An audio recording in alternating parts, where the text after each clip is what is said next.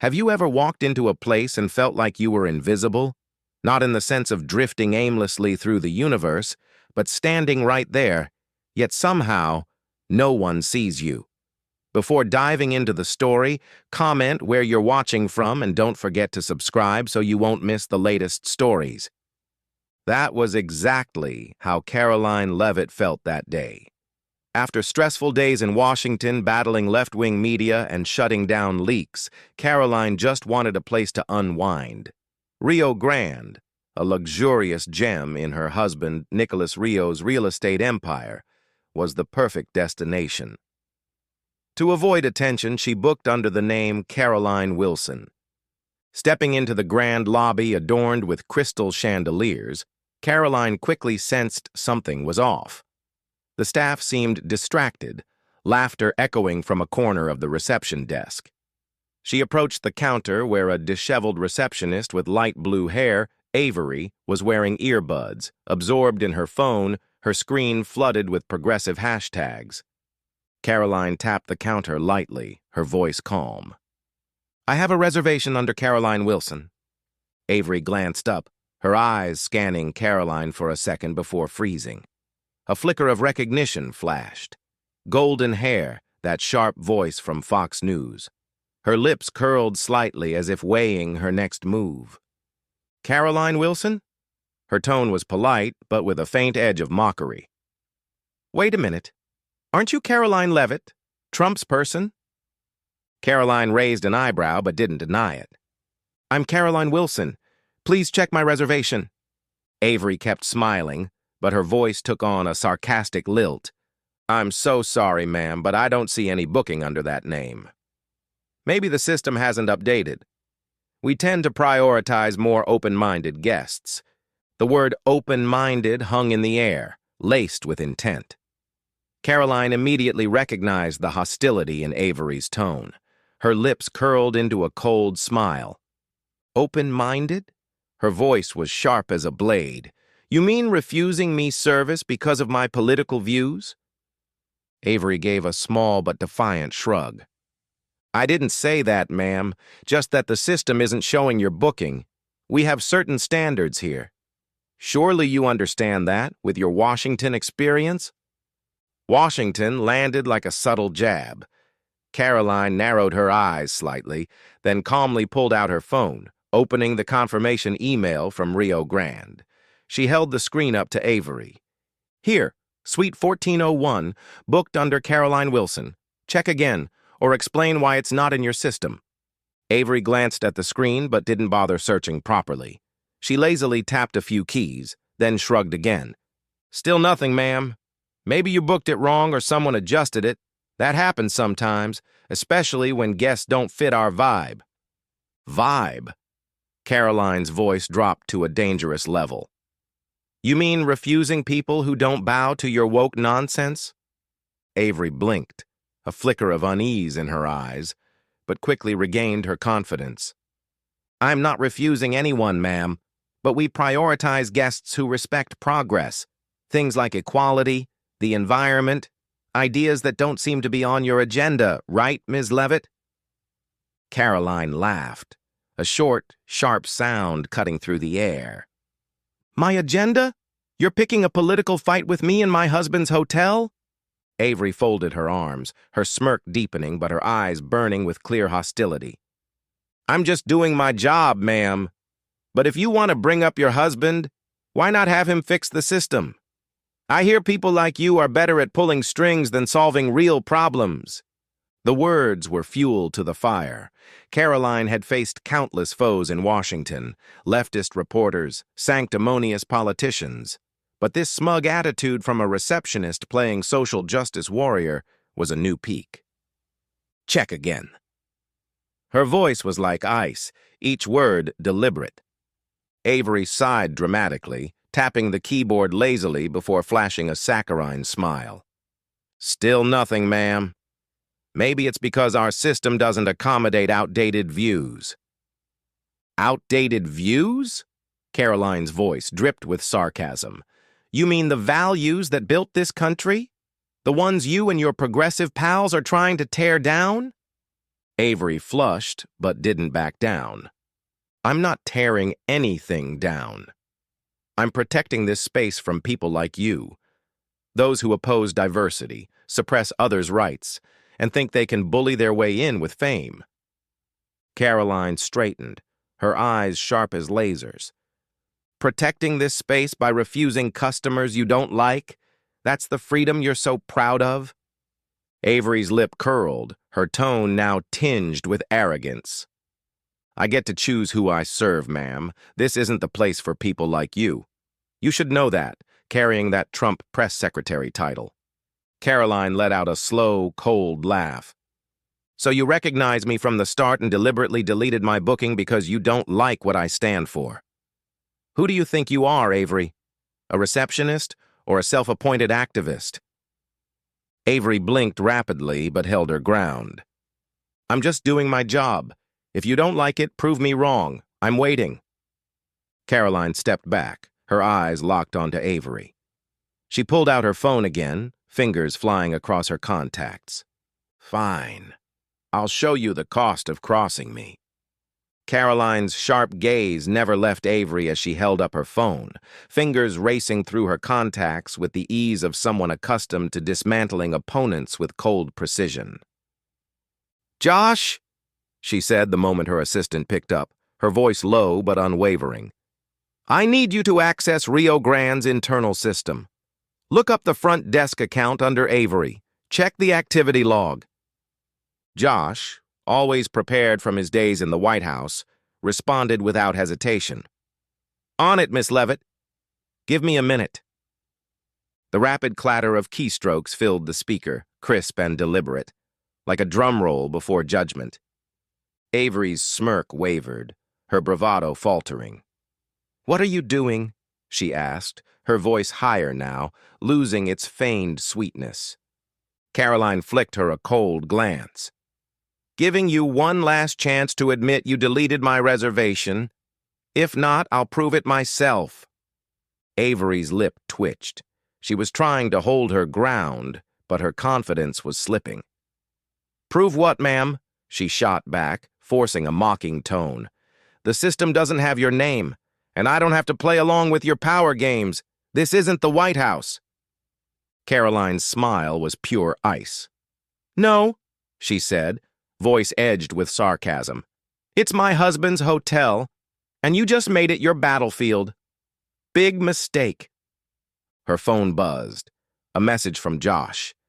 She glanced at the screen, her lips curling into a victorious smirk. Karoline Wilson, Suite 1401 confirmed at 2:32 p.m.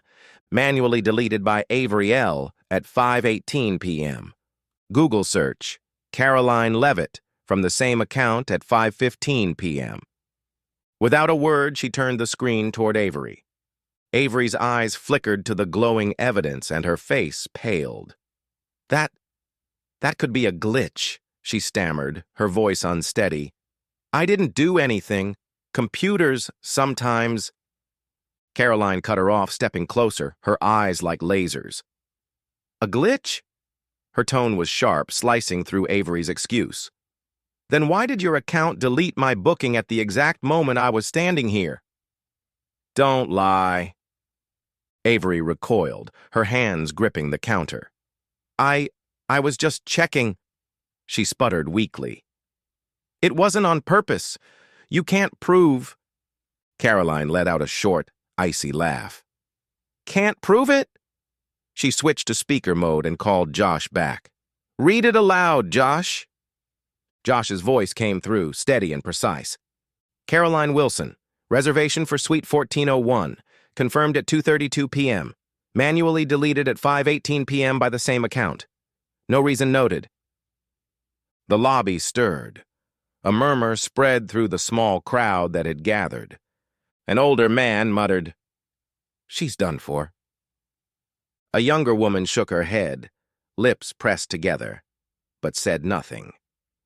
Karoline turned off the speaker, eyes locked on Avery. You knew exactly who I was. You deleted my booking because you don't like my views. That wasn't a glitch, Avery. That was you, abusing your position, hiding behind progressivism, as an excuse for discrimination. Avery opened her mouth, but no words came. Her hands trembled against the counter. "I didn't," she croaked. Karoline didn't let her finish. "Didn't what?" she pressed, stepping even closer. "Didn't mean to? You searched my name minutes before deleting my booking. Don't insult my intelligence." Avery's eyes darted around, desperate for an escape. "You don't get it," she whispered. "I just wanted to keep this space safe from people like you. People who ruin everything we've fought for." Karoline arched a brow. "Ruin?" She let the word hang for a moment before letting out a short, scornful laugh. "You're not protecting anything, Avery. You refused me service because of my politics, the exact thing you claim to stand against. You're not an activist. You're a hypocrite." She held up her phone again, the screen glowing with undeniable proof. Avery swallowed hard, eyes darting, looking for an out. You can't fire me for this," she stammered, her voice barely above a whisper. "I have my rights." Karoline's lips curled into a knowing smile. "Your rights end where mine begin." She tilted her head slightly, voice dropping into a dangerous calm. "You wanted to play politics with me? Fine. But now the game is over." She swiped her phone, dialing Nicholas Rio. "Nick," she said as he answered, "I need you at Rio Grande. Now." His deep, steady voice came through the line. "What's going on?" Karoline's gaze bore into Avery. "One of your employees refused me service because she doesn't like my politics." A pause. Then Nicholas's voice, colder this time. "I'll be there in 10 minutes. Stay put." Karoline ended the call and placed her phone on the counter, her eyes never leaving Avery. The color had drained from Avery's face, her hands still trembling. "You can't do this," Avery whispered. "I was just doing my job." Karoline leaned in slightly. "No, Avery," she said smoothly. "You turned your job into a weapon, and now you'll pay." She turned to the watching crowd, her voice carrying the authority of a press briefing. "Anyone here think refusing a customer over politics is progressive? Speak up." Silence. Only Avery's shallow breaths broke the hush. Then, soft but firm, a slow clap. An older man muttered, "She's right."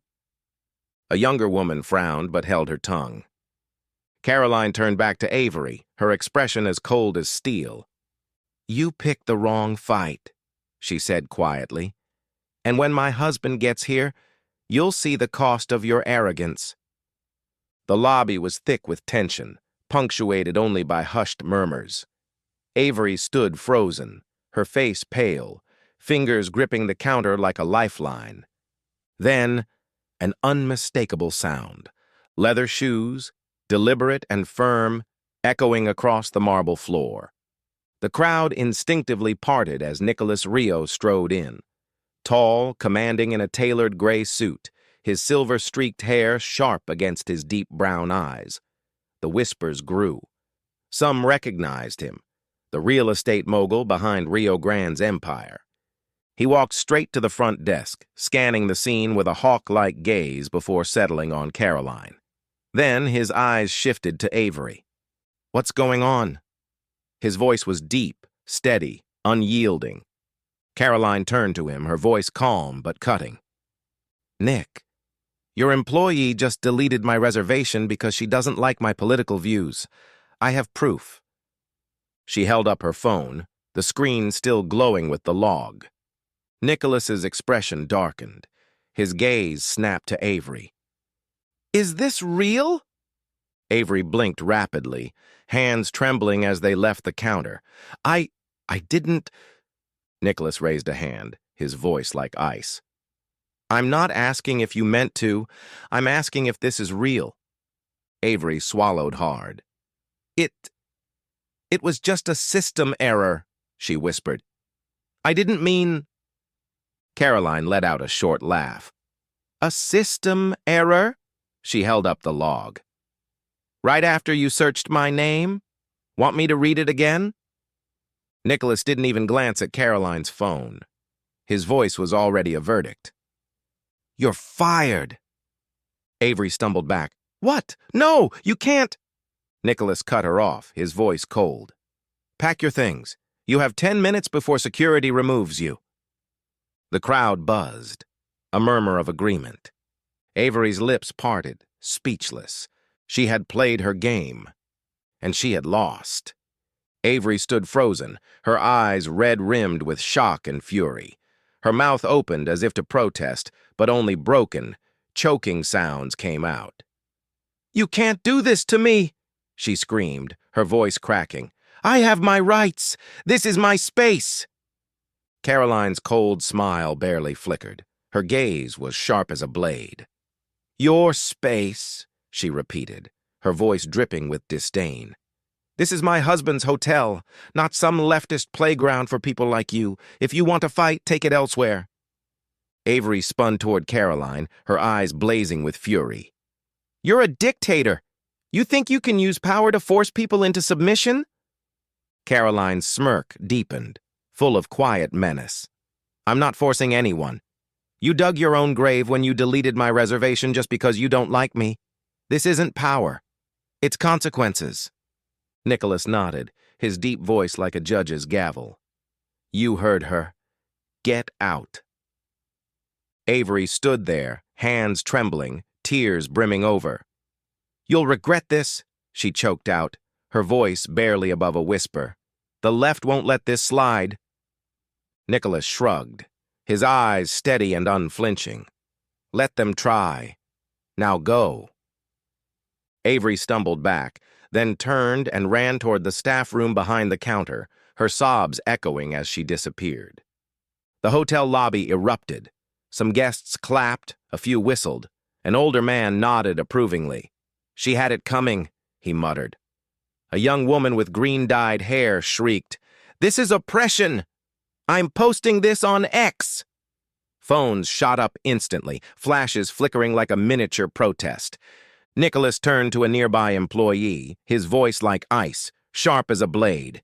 "Get the manager out here. Now I want to know why he let this happen under his nose without a clue." The employee paled, blinking rapidly, then nodded frantically before bolting off like he was fleeing a storm.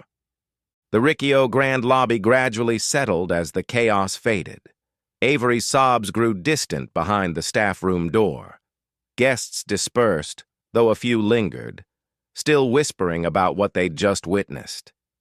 Karoline stood beside Nicholas, her piercing blue eyes scanning the space, that cold smile never leaving her lips. Nicholas pulled his hand from her shoulder, his deep brown eyes darkening as he turned toward the employee who had gone to fetch the manager. "Where is he?" he asked, his voice low but edged with quiet menace. The young man, his face still flushed with pressure, sweat beading on his forehead, stammered as if he might choke. "Mr. Hensley is coming, sir. He's in the back office." Nicholas nodded, his sharp brown eyes never leaving the employee. "Good. Tell him to hurry. I don't wait long." Karoline's gaze flicked to her husband, her blue eyes flashing with resolve. Her voice was low but razor sharp. "I want to know who let this happen under his watch, Nick. Avery didn't dare do this alone." Nicholas gave a slight nod, his eyes darkening, agreement clear. "I want to root this out, too." The door behind the counter swung open, and Mark Hensley stepped out, a middle-aged man with thinning hair, wearing a wrinkled gray suit. His eyes darted nervously around the room, sweat dotting his forehead, as he took in the sight of Nicholas and Karoline standing like twin pillars of authority. "Mr. Riccio, Ms. Leavitt," he greeted, his voice shaky, forcing a weak smile. "I just heard something happened. Is there a problem?" Karoline stepped forward, her eyes like lasers boring into Mark. "A problem?" she echoed, sarcasm lacing her words. "Your employee just refused me service because she didn't like my politics. She deleted my reservation and turned this hotel into a leftist soapbox. Do you think that's a problem, Mr. Hensley?" Mark blinked rapidly, wiping the sweat from his brow. I'm so sorry, Ms. Leavitt. I didn't know this happened. Nicholas cut in, his voice deep and cold. You didn't know? You're the manager here, and yet your staff refused my wife's service right in the lobby, and you didn't know? Mark took a step back, his eyes darting for an escape. I was in the office, sir. I can't watch everything at once. Avery? She's new. Maybe she misunderstood policy? Misunderstood! Karoline snapped, her voice cutting like a blade. She didn't misunderstand anything. She deliberately deleted my booking because she doesn't like me. I've got system log proof. This isn't a random mistake, Mark. This is your system enabling her arrogance. She held up her phone, the screen still glowing with evidence. Mark swallowed hard, his voice trembling. I'll look into it, Ms. Leavitt. I promise I'll... Nicholas stepped forward, his eyes darkening. Look into it? It's already happened, and you let it. Do you know what this hotel stands for? This is my property, not a playground for your staff's political games. Mark lowered his head, his hands wringing together like a man pleading for mercy. Mr. Riccio, I didn't enable anything. I didn't want trouble with staff. Avery, she's stubborn, but I thought she'd adjust on her own. Karoline's voice rang through the lobby, sharp and unwavering. Adjust on her own? She refused me in front of everyone and you thought she'd just adjust? Are you a manager or just a placeholder, Mark? Mark flushed, panic flaring in his eyes. I tried training her, Ms. Leavitt, but she has strong beliefs. She talks about freedom, diversity, and I didn't want a lawsuit for pushing her. Freedom? Karoline repeated, voice laced with mockery. She used freedom to discriminate against me because I don't fit her leftist ideals, and you let it happen because you were too afraid to deal with the trouble. What have you turned this hotel into, Mark? Mark shook his head, his voice quaking. I didn't mean for this, Ms. Leavitt. I was just trying to keep the peace. Nicholas cut in, his voice final. Peace? You let your staff insult my wife because you wouldn't stand up to them. That's not peace, Mark. That's weakness. Mark's head dropped, sweat dripping down his face. I'm sorry, Mr. Riccio. I'll fix it. I swear I will. Karoline stepped closer, her voice low but menacing. I don't care what you need, Mark. I care that my husband's hotel became a joke because you didn't do your job. You let Avery act like she owned this place and you did nothing. Mark's voice cracked. I'll change. I'll tighten control. Please, give me a chance. Nicholas glanced at Karoline, seeking her input. She nodded slightly but kept her voice sharp. Fine, Mark. You get one chance, but hear me loud and clear. If I hear even once more that your staff is refusing service over petty political nonsense, you won't just lose your job, you'll lose everything you've built here. Mark nodded frantically, sweat still dripping. Thank you, Ms. Leavitt. Thank you, Mr. Riccio. I won't let this happen again. Karoline turned to Nicholas, her voice low. What do you think, Nick? Nicholas shrugged, his gaze fixed on Mark. I trust you, but I want him to prove he's not useless. He turned to Mark, his voice cold. Hire someone new for Avery's spot. Vet them better. I don't want another one thinking they can turn my hotel into a soapbox. Got it? Mark nodded hastily. Yes, sir. Right away. Karoline's icy gaze lingered. Good, but I'll be watching you, Mark. Don't let me down again. Mark bowed his head like a man who had narrowly escaped execution. Karoline turned back to Nicholas, her eyes gleaming with something sharp and unwavering. Avery was gone, but the battle was far from over. Karoline smiled, her eyes blazing with triumph. Exactly. They'll remember what it costs to challenge us. Nicholas gave a slow nod, his gaze sweeping over the grand hotel lobby below through the towering glass window. I'll issue orders now. Monitor Mark, hire new staff, update policies. You handle PR. Karoline tilted her head slightly, her sharp blue eyes fixed on him. I will. By tomorrow, everyone will know. Ricky O'Grand is no place for ideological games. Nicholas smirked faintly, the corners of his lips curling as his eyes darkened. Good. Now rest. You've earned it. She turned back toward him, her expression unwavering.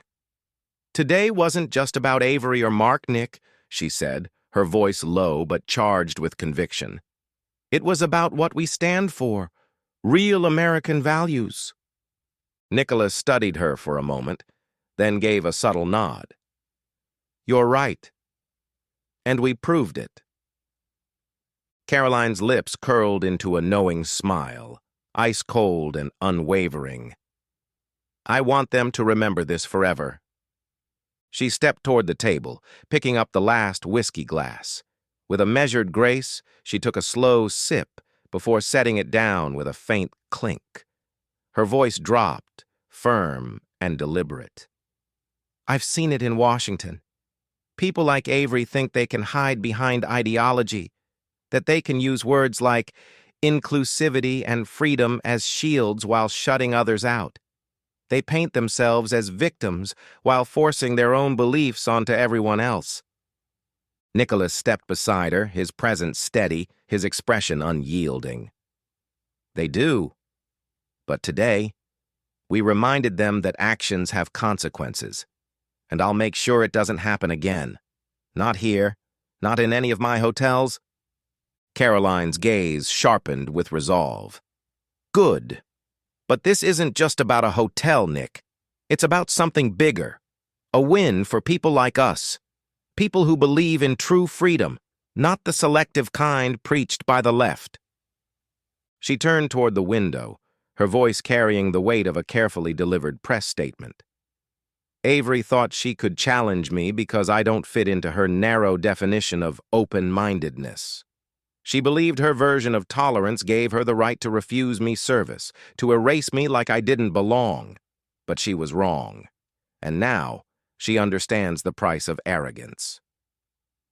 The story of Karoline Leavitt versus the liberal receptionist reflects the deep political and cultural divide in modern America, where ideological clashes don't just happen in debates or elections, but in everyday spaces like hotels, businesses, and social media.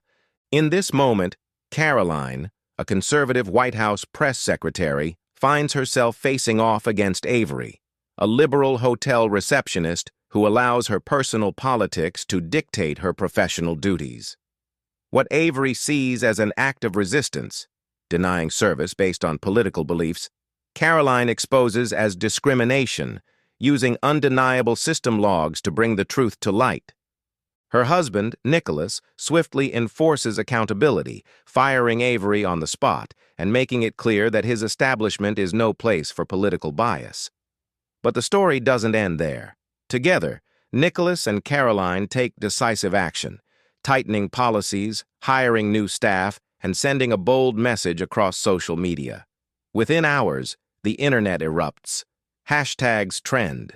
The online reaction is predictably polarized, some celebrating Karoline as a fierce defender of fairness, others casting Avery as a victim of oppression. But this moment isn't about winning or losing. It's about how to handle conflict in a society where personal encounters can instantly become national debates. Karoline's measured approach, relying on facts over outrage, demonstrates the power of preparation and evidence in any confrontation. Her ability to remain composed under pressure serves as a lesson in today's America, where political tensions can escalate anywhere, from coffee shops to corporate boardrooms. Nicholas's firm decision to remove Mark for his passive leadership sends another clear message. True leaders don't tolerate negligence. Avoiding conflict doesn't prevent problems. It creates them. The failure to enforce standards only invites chaos, a reminder for individuals and businesses alike that ignoring small issues can lead to massive consequences. And finally, Karoline's stance on real America is a call to action, not just for those who share her beliefs, but for anyone who values integrity over appeasement. It's a reminder that principles mean nothing if you're not willing to defend them. In a world where every decision can go viral, where silence is often mistaken for weakness, the lesson is simple. Stand firm, wield truth as your weapon, and never back down from what is right. Because in today's cultural battleground, only those who are ready to fight for their beliefs will shape the future. Subscribe to the channel for more stories on standing for truth, and stay tuned to see who dares challenge us next.